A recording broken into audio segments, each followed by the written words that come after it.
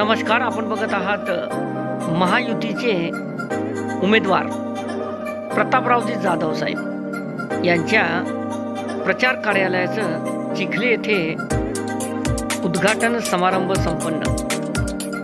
या प्रसंगी महायुतीचे सर्व नेतेगण व पुढारी कार्यकर्ते उपस्थित होते। चिखली विधानसभा मतदारसंघाच्या लोकप्रिय आमदार श्वेताताई महाले पाटील आणि तसेच सर्व महायुतीचे नेते इथे आपल्याला दिसत आहेत। माझ्या पाडव्याच्या उपस्थित सगळ्या माझ्या भावांना आणि माझ्या भगिनींना मनपूर्वक शुभेच्छा देते। महायुतीचे आपले उमेदवार खासदार प्रतापरावजी जाधव साहेब यांच्या कार्यालयाच्या उद्घाटन प्रसंगी या ठिकाणी उपस्थित महायुतीचे सर्वच पदाधिकारी, सर्व पक्षाचे दिग्गज नेते, ज्या मान्यवरांचे या ठिकाणी भाषण झालेले आहेत, असे सर्वच माझे आदरणीय आणि उपस्थित सगळ्यात माझ्या आदरणीयांनो, आजचा हा जो मुहूर्त आहे हा आपल्या हिंदू धर्मामध्ये अतिशय महत्वाचा हा मुहूर्त आहे। 3.5 मुहूर्तापैकी हा मुहूर्त आहे। आजच्या दिवशी कुठलंही नेक कार्य करायचं असल्यास आपण त्या ठिकाणी वेळ पाहत नाही। पूर्ण गुढीपाडव्याचा हा जो दिवस आहे हा त्या ठिकाणी शुभ मानला जातो आणि नक्कीच अशा या शुभ दिनी खासदार प्रतापरावजी जाधव साहेब यांच्या कार्यालयाचं उद्घाटन हे चिखली शहरामध्येच नव्हे तर संपूर्ण बुलढाणा जिल्ह्यामध्ये त्या ठिकाणी करण्यात येणार आहे।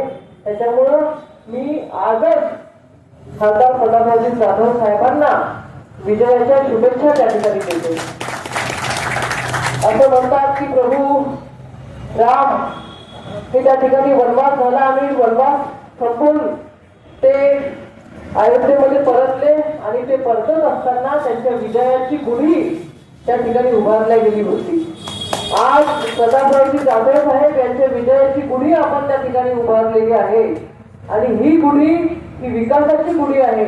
त्याच्यामुळे प्रत्येकाने या गुढीचा सन्मान करून भविष्यामध्ये येणाऱ्या 5 वर्षामध्ये सुद्धा आपल्या फक्त चिखली विधानसभेतच नव्हे तर या बुलढाणा जिल्ह्यामध्ये ही विकासाची गुढी कशी कायम राहील याच्यासाठी आपल्याला काम करायचं आहे। भावांनो, मोदी साहेबांनी आपल्याला उद्दिष्ट दिलेलं आहे अबकी बार 400 पार, परंतु अबकी बार 400 पार हा संकल्प पूर्ण करण्यासाठी आपल्याला सुरुवात आपल्यापासून करावी लागणार आहे। आपला जो महायुतीचा उमेदवार आहे या महायुतीच्या उमेदवाराला जास्तीत जास्त मतदान कसं होईल हा प्रयत्न इथे बसलेल्या प्रत्येकाला करायचा आहे। भाऊ, आजचा आपला कार्यक्रम हा छोटेखानी कार्यक्रम होता, त्याच्यामुळं आपण ठळक मोठे जे पदाधिकारी आहेत त्या पदाधिकाऱ्यांना या ठिकाणी बोलवलेलं आहे। हा प्रत्येक इथं उपस्थित असलेला प्रत्येक पदाधिकारी हा किमान त्या ठिकाणी 1000 लोकांचा संपर्क त्याचा रोज होतो असा हा पदाधिकारी या ठिकाणी उपस्थित आहे। आपल्या माध्यमातून त्या ठिकाणी आता आपल्याला आपल्या वार्डापर्यंत जायचं आहे, गावापर्यंत जायचं आहे आणि मोदीजींच्या माध्यमातून खासदार प्रतापरावजी जाधव साहेबांच्या माध्यमातून जे विकास कामं या चिखली विधानसभेमध्ये झालेले आहेत ते आपल्याला जनतेपुढे मांडावे लागतील। आज सकाळचा किस्सा मी त्या ठिकाणी सांगते। साकेगाव इथून मला सकाळी 8-8:30 वाजता आमच्या घरच्या गुढी उभारण्याचं काम चालू होतं। 4-5 मिस कॉल आमच्या भारतीय जनता पार्टीचे बूथ प्रमुख लोखंडे काकांचे होते आणि म्हटलं नक्कीच काहीतरी महत्वाचं काम असेल म्हणून लोखंडे काका 5-5, 6-6 मिस कॉल त्या ठिकाणी करत आहेत। गुढी उभारल्यानंतर मी लगेचच त्यांना फोन केला आणि फोन केल्यानंतर त्यांनी मला बोलले की ताई, या ठिकाणी आमच्या गावातले जवळपास 100-150 लोक त्या ठिकाणी एकत्र आलेले आहेत आणि त्या लोकांचं म्हणणं आहे की खासदार साहेबांनी आमच्या गावामध्ये विकास कामं त्या ठिकाणी दिलेली आहेत। आणि मग मी त्यांना सांगितलं की तुमच्या गावामध्ये जे जलजीवन मिशनचं काम झालं होतं त्याचं उद्घाटन करायला त्या ठिकाणी स्वतः मी आले होते आणि शिवसेनेचे जिल्ह्याचे प्रमुख शिवाजी बापू देशमुख त्या ठिकाणी गेलो होतो। ते काम त्या ठिकाणी प्रतापरावजी जाधव साहेब यांच्या निधीमधून आपण मंजूर केलेलं आहे। तुमच्या गावामध्ये जे घरकुल आलेले आहे ते घरकुल सुद्धा त्या ठिकाणी प्रतापरावजी जाधव साहेब यांनी मंजूर केलेले आहे. तुमच्या गावाला जाण्यासाठी जो रस्ता या ठिकाणी झालेला आहे, तो पूल झालेला आहे, त्याच्यासाठी सुद्धा 50% जो निधी आहे तो केंद्र सरकारने आपल्याला त्या ठिकाणी दिलेला आहे. हे बघा, खासदारांचा जो मतदारसंघ आहे हा प्रचंड मोठा आहे, खूप मोठा आहे. आपण आपल्यावरून पाहतो. आता या ठिकाणी बरेचसे नगरसेवक आहेत, जिल्हा परिषदेचे, पंचायत समितीचे माजी सदस्य आहेत. आपलं जे क्षेत्र आहे त्या क्षेत्रापर्यंत आपण रोज पोहोचू शकत नाही. किती जरी ठरवलं तरी आपण आपल्या प्रत्येक वोटरकडे पोहोचू शकत नाही. मी माझ्या विधानसभेचं सांगते, 150 गाव माझ्या विधानसभेमध्ये. ज्या दिवशी मी धाड रायपूर सर्कल मध्ये गेले त्या दिवशी उदयनगर अमलापूर सर्कल मध्ये कितीतरी महत्वाचं काम असू द्या, कितीतरी जवळच्या कार्यकर्त्यांचं उद्घाटन असू द्या, किंवा लग्न समारंभ असू द्या, किंवा एखादं सावरण्या मोदीचं काम असू द्या, ते काम आमच्या तो जो कार्यक्रम आहे तो आमच्या हाती लागूच शकत नाही. जर आमदारांना त्यांचा मतदारसंघ त्या ठिकाणी सांभाळता येत नाही तर मला सांगा की खासदार कसा काय पूर्ण मतदारसंघ सांभाळू शकणार आहे? शक्यच नाहीये. एका उमेदवाराला 1900 गावांचा त्या ठिकाणी दौरा करणं हे शक्यच नाही. आम्हाला आमच्या विधानसभेचा दौरा करायचा असेल तर किमान त्या ठिकाणी 8 दिवस लागतात. 8 दिवसामध्ये प्रत्येक गावामध्ये, प्रत्येक वाडी वस्तीपर्यंत आम्ही त्या ठिकाणी पोहोचू शकतो. हा विचार आपण त्या ठिकाणी केला पाहिजे. आणि मी तुम्हाला या ठिकाणी खात्रीने सांगते, अतिशय जबाबदारीने सांगते, तुम्हाला या चिखली विधानसभेमध्ये, मग ते चिखली शहरामध्ये असू द्या का चिखली ग्रामीण मध्ये असू द्या का तिकडे आपल्या बुलढाणा ग्रामीण मध्ये असू द्या, या चिखली विधानसभेमध्ये जो काही विकास निधी जलजीवन मिशनच्या माध्यमातून असेल, 2 गावांना जोडणाऱ्या रस्त्यांच्या माध्यमातून असेल, त्या ठिकाणी शेत रस्त्याच्या माध्यमातून असेल, गावातील अंतर्गत कॉन्क्रीटच्या रस्त्याच्या माध्यमातून असेल, सभा मंडपाच्या माध्यमातून असेल, शाळेच्या माध्यमातून असेल, हा सगळा निधी त्या ठिकाणी प्रतापरावजी जाधव साहेब यांच्या सहकार्यातूनच आपल्याला मिळालेला आहे. प्रत्येक योजना, जी काही राज्य सरकारची योजना आहे त्या राज्य सरकारच्या योजनेमध्ये 50% जो काही निधी आपल्याला मिळतो तो त्या ठिकाणी केंद्र सरकारचा मिळतो. आणि त्याच्यामुळे तुम्ही असं समजू नका की हा जो निधी आहे हा निधी फक्त ताईंनी आणलेला आहे. जेवढा अधिकाराने तुम्ही ताईचं नाव घेता तेवढ्याच अधिकाराने आपल्याला प्रतापराव जाधव साहेब यांचं सुद्धा नाव त्या ठिकाणी घ्यायचं आहे. कारण वस्तुस्थिती त्या ठिकाणी ती आहे. हे बघा, तुम्ही सर्व महत्वाचे पदाधिकारी आहात. तुम्ही उद्याला तुमच्या वार्डामध्ये जाणार आहे, तुम्ही उद्याला तुमच्या जिल्हा परिषद क्षेत्रामध्ये जाणार आहे. तुम्हाला हे जनतेला सांगावं लागणार आहे. तुमच्या जिल्हा परिषद सर्कलमध्ये, पंचायत समिती सर्कलमधल्या सरपंचांना सांगावं लागणार आहे, ग्रामपंचायतीच्या सदस्यांना सांगावं लागणार आहे की बाबा तुझ्या गावामध्ये जी जलजीवन मिशनची योजना ताईंनी आणलेली आहे, या योजनेमध्ये 50% सहभाग हा केंद्र सरकारचा आहे. म्हणजे 50% चा निधी हा खासदार प्रतापरावजी जाधव साहेब यांनी त्या ठिकाणी आणलेला आहे. हे बघा, जनतेला काही जे सर्वसामान्य जनता आहे त्या सर्वसामान्य जनतेला नेमकं कळत नाही भाऊ की खासदारांना कुठले कामं सांगितले पाहिजे, आमदारांना कुठले कामं सांगितले पाहिजे. जेव्हा आम्ही उद्घाटनाच्या निमित्ताने किंवा कुठल्या कार्यक्रमाच्या निमित्ताने गावामध्ये जातो, वार्डामध्ये फिरतो, तर त्या ठिकाणी आम्हाला सुद्धा अडवलं जातं. आम्हाला नालीजवळ त्या ठिकाणी नेला जातं हात धरून. 2-3 वेळा मी बोलले की अरे बाबा, हे नाली काढण्याचं काम, नाली दाखवण्याचं काम हे आमदाराचं नसतं, खासदाराचं नसतं, हे काम नगरसेवकांचं असतं. ग्रामीण भागामध्ये गेल्यानंतर कधी इटोलीला गेलो, कधी अहमदापूरला गेलो, त्या ठिकाणी सुद्धा आम्हाला लोक नाली दाखवतात. आम्हाला सांगावं लागतं की अरे बाबा, तुमची जी ग्रामपंचायत आहे, ज्या ग्रामपंचायतचा तुम्ही टॅक्स भरता त्या ग्रामपंचायतची जबाबदारी आहे की ह्या तुमच्या ज्या नाल्या आहेत त्या नाल्या त्या ठिकाणी रोज काढल्या पाहिजे. तुमचं जे गाव आहे ते गाव स्वच्छ ठेवलं पाहिजे. ते विकासाचे कामं चालू आहे. राज्य सरकारच्या माध्यमातून कामं होतात त्याची सर्व माहिती माझ्या मुलांच्या वस्त्याची, ताईंची, सकाळी असतील डॉक्टर साहेब या सगळ्यांनी या ठिकाणी दिलेली आहे. डॉक्टर ॲडव्होकेट विभाग कोठारी या सगळ्यांनी माहिती दिली. त्याचा पुनरुच्चार या ठिकाणी करणार. फक्त एवढंच सांगेल की आपण सर्व प्रमुख कार्यकर्ते आहात. आपण लोकांना, सर्वच कितीतरी लोकांना आपण भेटतो, बोलतो, त्यांचे प्रश्न सोडवतो, अडीअडचणी सोडवतो. फक्त एक माझी विनंती आहे की त्यांना थोडं आमदार आणि खासदारांना थोडा फरक समजून सांगितला किंवा लोकांनी समजला हे प्रश्न काही उपस्थित असतो. आता एवढा खात्रीला सांगतो की माझ्या इतका ग्रामीण भागामध्ये असो की जिल्ह्यामध्ये असो फिरणारा खासदार मला तरी वाटत आहे की महाराष्ट्राचं काय अगदी महाराष्ट्राच्या बाहेर पुणे अगदी अनेकदा मिटिंग वन डे मध्ये करतो. ज्यांना तरी समजा मुंबईला जायचं असं तर आदल्या दिवशी रात्री बसावं लागतं, दुसऱ्या दिवशी मिटिंग करावं लागते आणि परवाला सकाळी घरी आलो. पण तिथं दऱ्याचा सकाळच्या 7च्या औरंगाबादच्या फ्लाईटनं जाऊन तिला 11 वाजता पोहोचायचं.